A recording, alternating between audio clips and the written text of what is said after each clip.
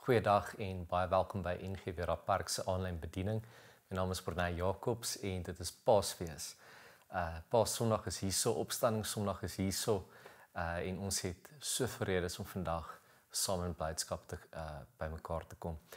En ons gaan open met die gedeelte wat getuig van hierdie wonderlike oomblik wat die wêreld verander het toe Jesus die dood oorwin het. Toe die Sabbat verby was, het Maria Magdalena, Maria die moeder van Jakobus en Salome, geurende speserye gekoop sodat hulle hom kon gaan salf. Baie vroeg op die eerste dag van die week kom hulle by die graf, net nadat die son opgekom het. Hulle sê toe vir mekaar, wie sal vir ons die klip van die ingang van die graf wegrol? Maar toe hulle opkyk, sien hulle dat die klip reeds weggerol was. Dit was 'n baie groot klip. Toe hulle die graf binne gaan, het hulle 'n jong man met 'n lang wit stola om aan die regterkant sien sit. En hulle was ontsteld, maar hy sê vir hulle, moenie ontsteld wees nie, julle soek Jesus van Nasaret wat gekruisig is. Hy is opgewek. Hy is nie hier nie, kyk, hier is die plek waar hulle hom neergelê het. Geliefdes, genade en vrede vir jou van die opgestane Here Jesus Christus, deur die liefde van God en die teenwoordigheid van die Heilige Gees.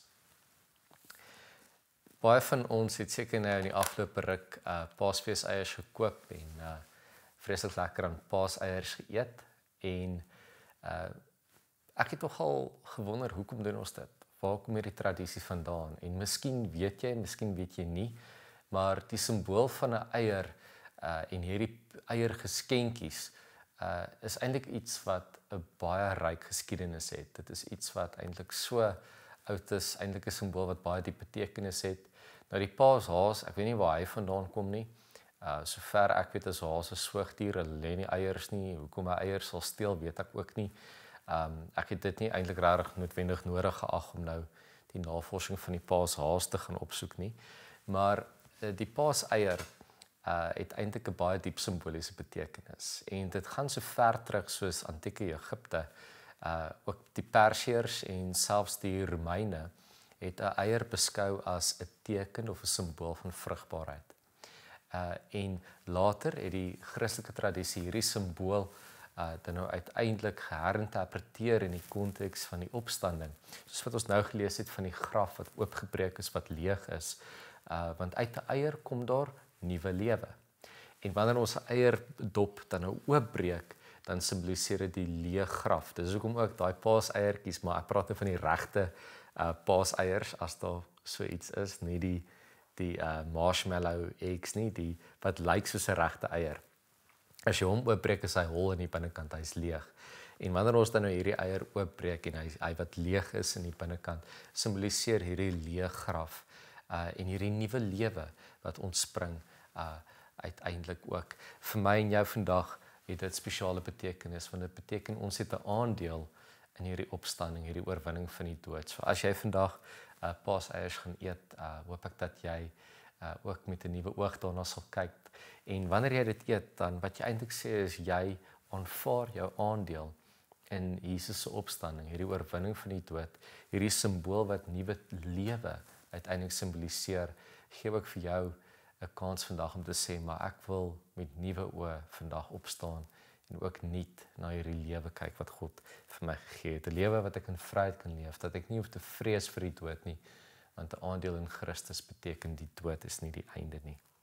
Ons gaan vandag kyk na Markus 2, vers 1 tot 12. Ons gaan 'n bietjie teruggaan na vroeg in Jesus se bediening toe. Eintlik het hy al hierso 'n relatiewe reputasie begin opbou en hy's terug in sy tuisdorp Kapernaum. En ons gaan lees wat daar gebeur. En ons tema is staan op en loop. En ons gaan kyk hoe hierdie verhaal van 'n verlamde man wat opgestaan en geloop het, nadat hy in aanraking met Christus gekom het en hoe dit ook eintlik dan nou resoneer met wat ons vandag vier, Paasfees, waar Jesus opgestaan het en geloop het uit die graf uit en verskyn het aan mense. So is welkom om jou Bybel oop te maak by Markus 2. Ons gaan lees van vers 1 tot by vers 12. Die woorde sal ek hierso vertoon uit die 2020 vertaling. Markus 2 sê, Toe hy na 'n paar dae weer in Kapernaum kom, het dit bekend geword dat hy by die huis was. Baie mense het daar saamgedrom met die gevolg dat daar nie meer plek was nie, selfs nie voor die deur nie. Hy was besig om die woord aan hulle te verkondig. Toe kom daar mense wat 'n verlamde gedra deur 4 van hulle na hom bring. Omdat hulle hom vanweë die skare nie tot by Jesus kon bring nie, het hulle 'n deel van die dak bokant waar hy was opgelig en nadat hulle dit oopgebreek het hulle die slaapmat waarop die verlamde gelê het laat afsak. Toe Jesus hulle geloof sien, sê hy vir die verlamde man: "Kind, jou sondes word vergewe." Maar sommige van die skrifkenners het daar gesit en in hulle harte geredeneer: "Wie is hy dat hy so praat? Hy laster. Wie is in staat om sondes te vergewe behalwe net een, en dit is God?" Jesus het onmiddellik in sy gees geweet dat hulle so by hulle self redeneer en het vir hulle gesê: "Waarom het julle bedenkinge in julle harte hieroor? Wat is makliker om vir die verlamde te sê jou sondes word vergewe, of om te sê staan op, tel jou slaapmat op en loop? Maar sodat julle kan weet dat die Seun van die Mens volmag het om op aarde sondes te vergewe, sê hy toe vir die verlamde: "Ek sê vir jou, staan op, tel jou slaapmat op en gaan na jou huis." Hy het toe opgestaan, sy slaapmat dadelik opgetel en voor almal uitgeloop, sodat almal verbaas was en God geprys en gesê het: "So iets het ons nog nooit gesien nie." Net tot sover. Nou, daar's 'n paar interessante dinge wat in hierdie gedeelte gebeur, dinge wat ek 'n bietjie meer detail ingegaan het met ons Bybelstudie hierdie week. Goed byvoorbeeld oor die betekenis van Seun van die Mens. Jesus verwys hierso vir die eerste keer in Markus na homself toe as die Seun van die Mens. En daarso is nogal 'n diep geskiedenis oor daardie uitspraak. Dit is eintlik 'n messiaanse uitspraak. En as jy bietjie meer oor daai detail wil weet, kan jy gaan kyk na ons Bybelstudie video. Ons praat byvoorbeeld daarso oor hoe dit gekoppel kan word aan die boek Daniël, en ook hoe daar in Hebreëse gebruik ook hierdie term vroeër gebruik was. Ons praat ook oor die rol van die skrifgeleerdes in hierdie gedeelte, waar hulle vandaan kom, en ons kyk ook spesifiek oor hoe Jesus en wat hy gedoen het hierso, die uitsprake wat hy gemaak het, eintlik 'n klomp van die kulturele norme van die dag gebreek het, en ook hoe hy met dit wat hy gesê het, die feit dat hy vir die man gesê het jou sondes word vergewe, en daardie koppeling tussen liggaamlike gebrek en 'n geestelike ding, die verskil tussen redding en genesing. Ons pak daai dinge 'n bietjie meer in detail uit in die Bybelstudie, en julle is welkom om na daai video ook te gaan kyk as julle wil.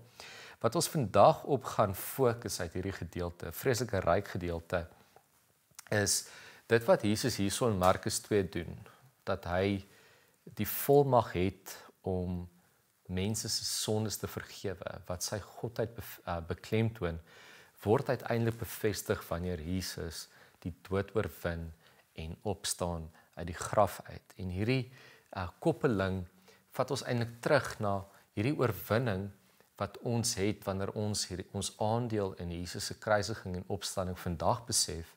Hierdie verlamde man het ook 'n aandeel daarin gehad.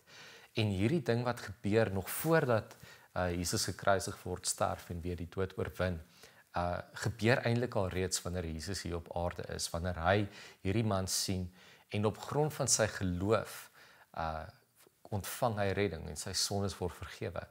Nou, daar's hier 'n groot verskil wat gemaak word tussen redding en genesing. Sien, hierdie man en sy vriende het hom na Jesus toe gebring, want hulle het gehoor van die wonderwerke wat Jesus verrig, en hulle het gegaan met die intensie dat hulle vriend wat verlam is, genees kan word sodat hy weer kan loop. Nou, daar's 'n klomp dinge in terme van sy verlamdheid, in terme van die feit dat hy afhanklik was. Hy kon nie werk nie, hy kon nie 'n inkomste verdien nie, hy kon nie tempel toe gaan om te aanbid nie, want hy sou beskou geword het as iemand wat onrein is. Met ander woorde, hierdie man het geen hoop gehad nie. Nou, alhoewel hulle gaan met die intensie om hom na Jesus toe te vat sodat hy liggaamlik genees kan word, gebeur daar eintlik iets anders. Wat hulle verwag van Jesus en wat hulle ontvang van Jesus is aanvanklik twee verskillende goed, want hulle gaan met die verwagting om liggaamlike genesing, maar hulle ontvang iets anders. So wat gebeur? Hulle kom by die huis, daar's te veel mense, hulle kan nie inkom nie, hulle klim op die dak. Dakke in daai huise in daai tyd was nie vreeslik hoog nie, so wat enkel verdieping huise. Daar was ook 'n stel trappe of verleer sodat jy van buite af op die dak kan kom om herstelwerk te doen. Dakke was gebou uit amper soos riet. Dit lyk soos riete, maar is takke, klei, die dak oopgebreek en hulle het hierdie vriend van hulle laat afsak voor Jesus. Nou kyk, interessant wat hier staan in Markus 2 is Jesus sê toe hy hulle geloof sien. Nie net die geloof van die verlamde man nie, maar ook die geloof van sy vriende. Op grond van dit, die geloof wat sigbaar is, het hy gesê vriend, kind eintlik. Hy spreek hom aan as kind, teknon, die Griekse woord daar, jou sondes word vergewe. So hy sien hulle geloof en hy vergewe hierdie man van sy sondes. Okay. So dit sê al klaar vir ons hierso dat redding nie bepaal word op grond van werke nie. Dit is sy geloof in God wat hom uiteindelik red. Nou, en alhoewel hy gegaan het met die intensie, met die verwagting om genees te word, ontvang hy eintlik iets wat baie groter en baie belangriker is as liggaamlike genesing. Die man kan later in sy lewe weer dalk van trappe afval op sy stuitjie en weer verlam wees. Hy kan weer val seer kry, hy gaan sekerlik iewers in sy lewe sterf. Maar vir Jesus was dit baie belangriker dat hierdie man redding moet vervang as genesing. En die genesing is eintlik meer 'n reaksie op grond van die aanklag van die fariseërs wat daar is. Hulle kla hom aan en hulle bedink in hulle harte, maar weet jy wat, hierdie man is besig om godslasterik op te tree. Hulle erken nie vir Jesus as die Christus nie. Interessant genoeg, toe Jesus opgestaan het en verskyn het aan mense, het hulle hom ook nie erken nie. En dit sê al klaar vir ons iets van die twyfelagtige geaardheid van mense, dat Jesus sy eie mense hom nie kon herken nie. En ek dink dit is 'n belangrike vraag wat ons vandag moet vra is, spesifiek vandag, erken jy vir Jesus? Kan mense sien dat jy hom erken? In die manier wat jy leef, is jy 'n lewende getuienis van 'n God wat lewe in jou hart? Getuig jy dat jy 'n aandeel het in hierdie oorwinning? Nou, as ons bietjie kyk na hierdie verlamde man, hy het 'n liggaamlike gebrek gehad wat gemaak het dat hy nie 'n goeie lewe kon lei hier op aarde nie. Nou, ek dink ons kan resoneer met hierdie man, want alhoewel jy dalk nou nie noodwendige liggaamlike gebrek het, jy weet dat jy nie kan loop of so iets nie. Ek dink almal van ons ly aan iets. Ons het iets waarmee ons worstel. Een of ander lyding wat ons saam met ons dra. Dit kan 'n verslawing wees. Dit kan wees dat jy dalk jou hele lewe, jou tyd en energie gee vir jou werk en of jy kyk dalk nie mooi na jouself liggaamlik nie. Dit kan iets liggaamlik wees, 'n siekte wat jy dra, wat jy saam mee moet leef, maar almal van ons het iets waarmee ons worstel, een of ander lyding wat ons saam met ons ronddra. En ons moet besef uit hierdie gedeelte, ons het nodig om by Jesus uit te kom. Dit is wat hierdie man nodig gehad het. Hy moes by Jesus uitkom. En is my sulke wonderlike testament, sy vriende hier beliggaam iets van wat dit beteken om kerk te wees.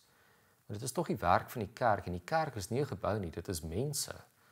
Jy is die kerk. En ons het nodig om mekaar en ander mense na Jesus toe te vat. En hulle voor in geloof mense na Christus toe te vat. Nou, die sleutel tot redding hierso was nie die verwagting van die mens nie, maar die geloof om te glo dat Jesus sy lewe kan verander. Jy moet glo dat Jesus jou lewe kan verander. Wanneer jy dit glo, dan ontvang jy hierdie geskenk van redding. Jy het 'n aandeel in hierdie lewe wat groter en sterker is as die dood. Jy het 'n aandeel in hierdie oorwinning. Ons is vry van die mag van die sonde. Ons het saam met Jesus opgestaan, die dood oorwin. En ons het die geleentheid om 'n nuwe lewe te kan leef, soos wat hierdie verlamde man 'n nuwe lewe gekry het. Nie net is hy liggaamlik genees nie, maar nou kan hy werk. Nou kan hy's nie meer afhanklik van ander mense nie. Hy kan 'n inkomste inkry. Hy kan God loof en prys, hy kan God aanbid. Sy lewe het verander. En hy het die voorreg en die geleentheid om nou in dankbaarheid te kan leef op grond van dit wat Jesus vir hom gedoen het. En ek praat nie net hier van die liggaamlike redding nie, ek praat van die geestelike redding wat gebeur het. Die feit dat sy sondes vergewe is, hy staan nie meer onder die oordeel en die mag van die sonde nie. Hy kan nou lewe vry van sonde. En ek wonder nogal baie keer of ons werklik besef dat ons ook vry kan lewe, dat ons nie meer onder die oordeel van die sonde staan nie. As ons harte en ons lewens vir Jesus gee, as ons voor hom gaan lê op 'n slaapmat en sê, hier is ek, sien my geloof, en ons lewe met sigbare geloof, dan beteken dit ons het 'n aandeel in hierdie redding en ons kan lewe op grond van redding. Hierdie man het opgestaan. Hy het nie net daar bly lê nie. Hy het nie nou van sy vriende verwag om hom weer daar uit te dra op sy slaapmat nie. Hy het voor die mense met sy slaapmat daar uitgestap.